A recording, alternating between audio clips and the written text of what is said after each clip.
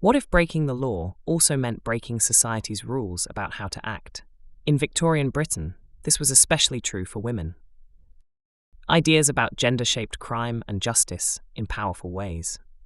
To understand famous cases like Jack the Ripper or the suffragettes, we need to know how Victorians expected men and women to behave. In Victorian Britain, people believed men and women should act very differently.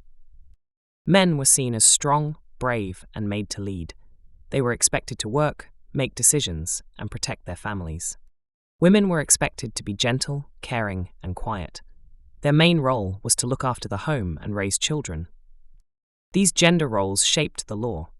If a man committed a crime, people focused on what he did. But if a woman broke the law, people often judged her character. They asked, what kind of woman would do such a thing? Some crimes were seen as worse when women committed them. A woman who stole or attacked someone wasn't just breaking the law, she was breaking the rules of being feminine. She was seen as dangerous or unnatural. At the same time, people thought women were weaker and more emotional than men. This meant some female criminals were treated as victims. They might receive lighter punishments, especially if they seemed helpless or respectable. So gender could work both ways. It could lead to harsher judgment or unexpected sympathy. Either way, it shaped how justice worked. Courts, newspapers, and the public all judged crime using gender roles. This meant that crime and justice weren't just about laws.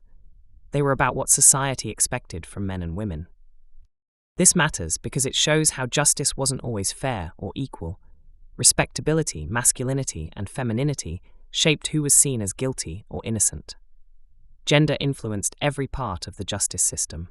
In Victorian Britain, gender didn't just define daily life. It decided how people were judged, punished, and remembered. That's why gender matters in the history of crime and justice. Let's check your understanding.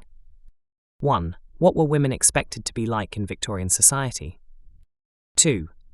Why were female criminals sometimes punished more harshly than men? 3. How did gender roles shape people's ideas about justice in Victorian times?